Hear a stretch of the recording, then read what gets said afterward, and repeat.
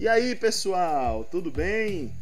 Nós somos aqui do canal Exatamente, né? Como o nome já está dizendo, a gente vai trabalhar com muitas exatas na disciplina de física, química, biologia, matemática. Então, não sei que horas vocês vão estar vendo, né, esse vídeo, mas bom dia, boa tarde, boa noite para todos, né? Desde já agradeço aí a colaboração. Vamos lá para o que importa. A aula de hoje é sobre ligações químicas. E a gente tem três, né? Hoje a gente vai começar com a primeira, que é a ligação iônica. A gente vai dar um toque sobre as outras, explicar um pouco qual é a diferença de uma para outra, mas o foco é a ligação iônica, certo? Então é o tema da aula de hoje. Então vamos lá, solta a vinheta. Pá!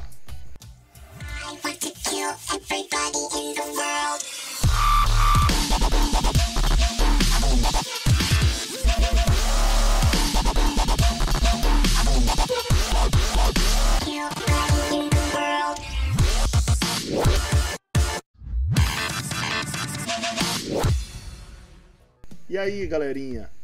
A aula de hoje, como eu já falei, é sobre ligações químicas, iniciando aí com a ligação iônica, né? Mas primeiramente eu gostaria de agradecer à Secretaria de Educação do Cascavel, né? Em especial o Núcleo de Ciências da Natureza, que inclusive foram eles que prepararam esse material. Estou apenas repassando para vocês, eu sou apenas um mediador, né? Mas eu gostaria de agradecer porque quem criou o material foi eles, que tá de parabéns, viu? Porque eles estão acompanhando bem aí o processo dos alunos e tal, tá ajudando a gente na criação desse material. E vamos lá, né? Então, primeiramente vem uma indagação, né? Indique no seu caderno os termos que você julga que estejam relacionados à imagem e justifique a sua escolha. Então a gente tem uma imagenzinha aí, né? Muitos já devem ter visto, associado com alguma coisa, algum filmezinho de desenho que você já tenha assistido, né? E esse é um modelo atômico, né? Então a gente vamos analisar aí qual nomes desse daí está associado com esse modelo, né? Então vamos lá, o núcleo. Para quem disse que o núcleo tem alguma associação com a figura, você acertou, certo? O núcleo é justamente esse pedacinho aí, essa região do átomo, localizado lá no centro. Aqui no cearês a gente chama de miolo, né? Tá lá no miolozinho do átomo, onde a gente tem duas partículas, que são elas, o próton e o nêutron. Por sua vez, eles têm sim carga, certo? Na qual o próton é carga positiva e o nêutron, como o próprio nome já está dizendo, ele é neutro. Não é que ela não tem carga, porque ela tem, viu? Alunos, não diga que o nêutron não tem carga, porque o nêutron tem carga. Se você passou a sua vida toda pensando que o nêutron não tinha carga, se decepcionar, porque ele tem. Acontece que a carga positiva e negativa deles são iguais, e aí quando você junta carga neutra, a carga fica zero, certo? Na verdade é a carga resultante que é zero. E aí vamos lá para o próximo tópico, que é a eletrosfera. Quem disse que a eletrosfera também está correto. A eletrosfera é essa região que tem esses em volta aí do núcleo, né? Que é justamente a região onde o elétron ele fica ali em órbita, né? São órbitas elípticas, elas não são circulares, perfeitas, elas são elípticas, né? Que nem realmente o sistema solar, onde esse trajeto elíptico está representado justamente por essas cores em vermelho, verde e azul. Em relação aos modelos atômicos, a gente tem dois modelos atômicos. Quem disse que os dois está associado à imagem errou, né? Então por que está errado? Primeiro delas, né, o modelo atômico de Dalton, foram um dos primeiros, né, desses cientistas que os livros trazem. Ele foi o primeiro modelo, que é chamado de bola de bilhar. Pelo menos o que eu sei, o que a gente está vendo na figura não parece muito com a bola de bilhar. Então ele está descartado. O modelo atômico de Thomson, quem apontou ele também está completamente errado, porque o modelo de Thomson ele supôs algo parecido com o de Dalton. A única coisa diferente entre um e outro é que o Thomson ele incluiu aí a carga elétrica negativa, né? Então seria uma espécie de bola onde eu teria cargas positivas e cargas negativas nessa bola, semelhante a um pudim de passas, ou em outras palavras, um panetone, né? Mais comum. Então, se você, para quem já viu um panetone, para quem abriu um panetone, você tem ali aquele pedacinho de, você tem aquele pedaço de pão, e dentro você vai ter várias bolinhas coloridas, né, que são justamente as passas ali, aqueles docinhos que muita gente não gosta, né, que é justamente a associação que eles fazem entre o doce e as cargas, onde as cargas elas são as negativas e as positivas. É diferente da do Dalton, que a do Dalton, o Thomson ele deduziu justamente isso. Para quem quiser mais detalhes, vão em outra aula aqui, para não esticar demais, né? Então, as cargas elétricas também estão aí, né? Como eu já falei, tem a eletrosfera, tem o núcleo, aí estão as cargas elétricas também, os prótons, o elétron e modelo. Que modelo é esse? Justamente modelo planetário. Aí, esse modelo planetário, na forma de planetário, foi determinado pelo cientista Rutherford, certo? Que a gente vai ter uma outra aula aí falando especificamente sobre esse modelo. E é bem importante a gente ter a noção disso, do que é o próton, do que é o elétron, porque a gente vai sim necessitar bastante desse conceito para a gente entender o que é uma ligação química, certo? Inclusive, para que ela serve, né? Então, no que consiste uma ligação entre dois átomos? Por que eles se ligam? Inclusive, a gente tem aí como exemplo dois tipos de ligações diferentes, que são a ligação que forma o diamante e a ligação química que forma o sal de cozinha, né? Então são duas ligações diferentes. Eles são sim iguais em um aspecto, porque os dois são cristais, mas são cristais diferentes, justamente pelo esse tipo de ligação. A ligação referente ao diamante, né, para quem não sabe, o diamante ele é feito de carbono, porém aquele diamante ele é feito do mesmo material que é feito o grafite, que é utilizado em lápis. Você que está fazendo a sua atividade aí ao lápis, ali também tem carbono. Só existe uma diferença, né, que é justamente a composição deles, a forma que eles se agrupam, né, e é justamente o que dá essa dureza a mais no diamante, certo? E que não dá no sal. Como eu tenho o mesmo átomo, né, formando substâncias ou partículas diferentes, a gente tem dois exemplos aí também que a gente pode estar mencionando, que é justamente o diamante e o grafite, que o grafite ele está presente aí nas lapiseiras, nos lápis que vocês estão fazendo a atividade de vocês, certo? Para quem não sabe, é feito do mesmo material, que é o carbono, porém a gente percebe que existe essa diferença. O diamante ele é bem duro, enquanto o grafite do seu lápis rapidamente ele acaba, né? Ele pode ser fragmentado de forma muito fácil. Isso aí tem a ver com a forma que eles se agrupam, né? O jeito que eles estão ligados uns aos outros. E justamente essa diferença a gente dá o nome de alotropia. Para quem não sabe o que é alotropia, é justamente essa diferença. A gente tem o mesmo átomo, porém de forma agrupada diferente ou formando uma substância diferente. Muitos alunos dizem: eu já vi isso daí no caderno tal, no livro tal. Então, ele é bem comum estar presente nas capas de caderno, nas capas de livro, né? No próprio livro didático, todos eles vão ter. Então, a tabela periódica ela não é nada mais, nada menos do que uma organização de todos os elementos químicos que existem na natureza atualmente. Eles são organizados em linhas e colunas, né? Que são chamados de famílias e períodos. Então, de acordo com cada posição dela, a gente vai sim determinar que tipo de ligação que tipo de ligação a gente vai estar fazendo entre esses elementos, e é bem importante para esse conteúdo o conhecimento da tabela periódica, certo? É importante você ter o conhecimento de tabela periódica, saber pelo menos distinguir os grupos, né, os diferentes grupos que estão presentes na tabela, porque assim você vai conseguir diferenciar um tipo de ligação do outro. Então, no caso da ligação iônica, é importante a gente conhecer apenas o que são os metais e não metais, né, que são justamente o que classifica o tipo de ligação iônica.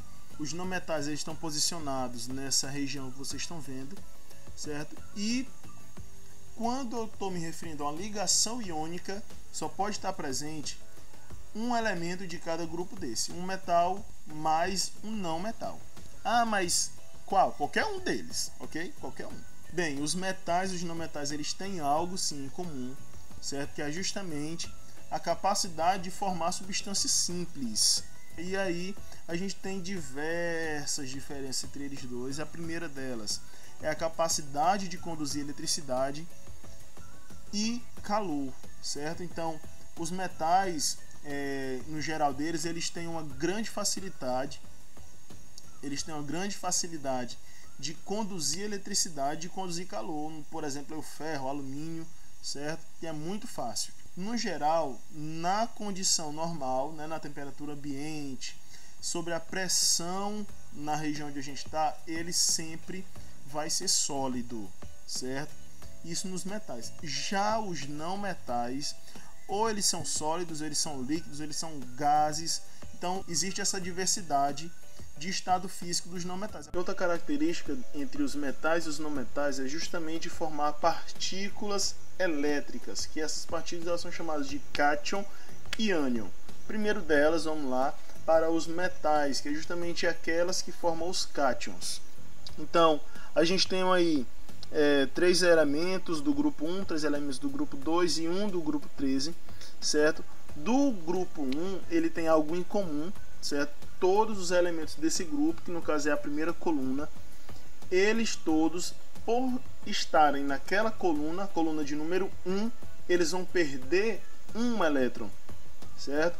Os metais do grupo 2, eles perdem 2 elétrons, justamente pelo fato de estar na coluna 2. Porque cada coluna, ele representa justamente essa característica, quantos elétrons eles têm na última camada. Os metais, numa ligação iônica, eles têm a tendência de perder elétrons sempre na ligação iônica. Os metais eles perdem, formando o que a gente chama de cátion, certo? A gente tem aí 3 exemplos de metais, que são os metais do grupo 1, metais do grupo 2 e metais do grupo 13, que anteriormente a gente chamava esses grupos de família, certo? Então, no caso da família 1, a gente tem que no momento que eles forem realizar essa ligação iônica, eles têm a tendência de perder um elétron justamente pelo fato de eles estarem na família 1, certo? Na família 2, perde 2 elétrons, na família 3, 3 elétrons, e aí, daí por diante, certo? Só que no caso dessa família 3, ela é o grupo 13. E aí no final dessa ligação, né, a gente tem a formação de íons, e daí o porquê do nome ligação iônica, né? No caso dos cátions, eles são íons positivos, né, de acordo com o que a gente acabou de ver aí, né, que da família 1A ele perde um elétron, ele ficaria um íon positivo. Na família 2A, ou grupo 2, né, eles têm a tendência de perder 2 elétrons, ficando um cátion com carga 2+, e no grupo 13, que seria a família 3A, eles estariam perdendo aí 3 elétrons, o que daria origem ao cátion positivo, certo? De acordo com o que está aí no quadradinho, a L3+. Já os não metais, eles tendem a formar ânions, que são o inverso. Enquanto os cátions perdem elétrons e fica positivo, os ânions, eles ganham elétrons e fica negativo. Eles ganham e ficam negativo. Aí você pode se perguntar: poxa, se ele ganhou, não era para ficar positivo? E se ele perdeu, era para ficar negativo? Não, certo? O fato disso acontecer é justamente devido às cargas que eles ganham e que eles perdem, que é justamente a carga negativa. É só os elétrons que têm esse poder de estar entrando e sair do átomo. Então, no caso do cátion, que ele está perdendo, na verdade ele está perdendo negativo. É como se fosse uma balança. Se eu estou perdendo negativo, meu negativo vai lá para baixo, e que é que vai sobressair? A carga positiva. certo? E aí no final prevalece a carga positiva. Já no ânion, ele ganha negativo. Então o que acontece? Esse valor negativo ele começa a aumentar e aí no final eu vou ter uma resultante negativa, certo? Então esse valor positivo aqui ele nunca vai nem subir e nem vai baixar. O que vai estar acontecendo é justamente a negativa, sempre a negativa. Ou ela aumenta ou ela diminui, ok? Ok? E aí existem algumas características, né? A ligação iônica, o que é que acontece de específico em cada uma dessas ligações? No caso da iônica, existe uma transferência de elétrons, né? Você viu aí com a formação de um cátion e de um ânion, um perde e outro ganha elétron, né? Então é justamente essa a principal característica da ligação iônica.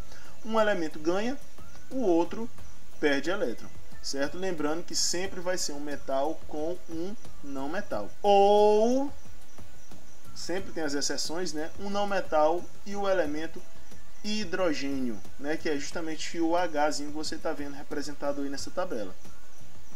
As ligações covalentes, elas têm como principal característica um compartilhamento de elétrons.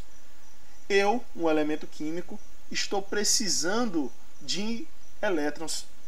Porém, o coleguinha que está ali do lado, ele também precisa de elétrons. Eu não posso dar o meu para ele e nem ele pode dar o dele para mim. O que é que acontece? A gente se aproxima um do outro e a gente compartilha elétrons. Assim, aquele meu elétron e o elétron dele pode pertencer a nós dois ao mesmo tempo e vai ser um benefício para nós dois. E é isso que acontece entre os átomos na ligação covalente, certo? E ela sempre vai acontecer de forma que tenha um não metal mais um não metal entre eles, ou um hidrogênio ali no meio também ligando eles. Lembrando que essa questão do hidrogênio ele sempre vai ser a exceção, tanto na ligação iônica como na covalente. A principal característica da ligação metálica, né, é a formação de nuvens em torno dos elementos que estão ali naquela ligação, nos cátions que formam aquela ligação. Então, é essa principal característica da ligação metálica que torna capaz a uma boa condutibilidade elétrica, né? Esses elétrons livres ao redor do átomo, eles fornecem uma movimentação melhor entre esses elétrons, né? E como eu já tinha falado, os elementos que vão formar essa ligação sempre vão ser metais mais metais, ok? Tinha comentado antes, né, fazendo a pergunta do porquê que esses átomos precisam se ligar uns aos outros. A resposta está justamente na regra de octeto. Se você for perceber, a gente tem aqui essa tabela onde fala de distribuição eletrônica, né? Ela mostra a distribuição eletrônica de cada elemento dos gases nobres, que é a última coluna da tabela periódica, certo? A última família da tabela periódica, que são os gases nobres. Ela era antigamente chamada de família 8A, né? Por que a família 8A? Como a família 1 tem um elétron na última camada, família 2 tem 2 elétrons na última camada e assim por diante, a família 8A tem 8 elétrons na última camada. Os gases nobres eles já têm 8 elétrons na camada, e é justamente essa a funcionalidade da ligação química, né? Eles precisam dessa estabilidade eletrônica que existe lá nos gases nobres. Inclusive, os únicos elementos que estão naturalmente estáveis, pelo fato de ter 8 elétrons na última camada. Então, se alguém chegar para você e perguntar o porquê de eles estarem se ligando um ao outro, é justamente pelo fato daquele átomo não ter 8 elétrons na última camada. Então ele se liga de forma metálica, covalente ou iônica para que esse valor 8 seja incluído lá na sua última camada, que é chamada camada de valência. Essa regrinha da última camada é chamada regra de octeto, certo? Como assim é a regra de octeto? A gente tem aí 2 exemplos, o Na, que é o sódio, o Cl, que é o cloro, certo? E em referente a eles dois, ele tem a distribuição tal como está aí representado nas camadas, né? A gente tem a primeira camada, a segunda, a terceira camada do sódio, E o cloro também tem 3 camadas aí, e essas bolinhas representam os elétrons presentes nessas camadas. Na segunda camada do sódio, se você for observar, ele tem 8 elétrons. Já na terceira ele tem 1 elétron. E a regra de octeto é o seguinte, ele vai precisar ganhar ou perder. Sempre vai ser assim, certo? Para que fique os 8 na última camada. No caso do sódio, você vai analisar bem o seguinte. Para que ele fique com 8 elétrons na última camada, seria mais fácil ele ganhar 7 elétrons ou ele perder apenas 1 elétron? Claro, né? Claro que para que ele fique com 8 elétrons na última camada, o mais fácil era perder apenas 1 elétron. A gente consegue ver aí de forma mais clara que o sódio ele possui apenas 1 elétron nessa última camada, devido à distribuição eletrônica. Já o cloro ele fica com esses 7, né? E quando existe essa troca de elétrons, devido à ligação iônica, o sódio ele acaba perdendo esse elétron ele vai lá para o cloro, então que essa última camada fica com 8 e já no cloro também com 8, né? E é bem claro e simples a fórmula do composto iônico, ele sempre vai seguir, pelo próprio nome já está dizendo, é uma fórmula, ela nunca vai ser diferente, vai sempre ser dessa forma, certo? Então, quando tem o cátion, no caso o metal, e o não metal, o ânion, quando eles dois se juntarem, você pode ver, de acordo com o seu elétron na última camada, quantos elétrons eles vão ganhar e quanto eles vão perder, né? Justamente o cátion e o ânion que vai estar sendo formado lá nessa ligação. Como vocês podem ver aí no sódio e o cloro, lá embaixo a gente já viu como é que faz essa transferência, né, de elétrons de um para outro. Então o que acontece? A gente vai fazer simplesmente um cruzado entre esses dois valores, né? Vai formar um X, de forma que o 1 que está no sódio, ele vai lá para a parte inferior do cloro, lá na parte de baixo do cloro. E o menos 1 do cloro vai lá para a parte de baixo do sódio, que a gente pode ver do lado direito, né, dessa fórmula, que vai ficar Na1Cl1, que no final das contas vai ficar só NaCl. Esse 1 ele só vai estar indicando a quantidade de átomos de sódio e a quantidade de átomos de cloro que vão estar sendo envolvidos no composto iônico. A gente tem aí, para quem não entendeu, né, um outro exemplo com outros elementos. O cálcio, que vai perder 2 elétrons, ele fica com a carga 2+. O flúor, que vai ganhar 1 elétron, fica com carga negativa 1, certo? Ok, então, relembrando a regrinha anterior, né, a gente vai pegar esses dois valores e vai fazer um X, um cruzado aí entre esses valores. Então esse 2 que está lá em cima do cálcio, ele desce, né, na extremidadezinha do X, ele vai descer. E o negativo do flúor, ele também vai descer essa unidade, que vai formar o Ca1, né, porque 1 justamente é o 1 do flúor, e o F2, e esse 2 é justamente o 2 que está lá em cima do cálcio, certo? Lembrando que é uma fórmula, sempre vai ser utilizada essa fórmula para compostos iônicos, certo? Como exercício a gente tem uma questão da prova da UERJ, lá do Rio de Janeiro, né?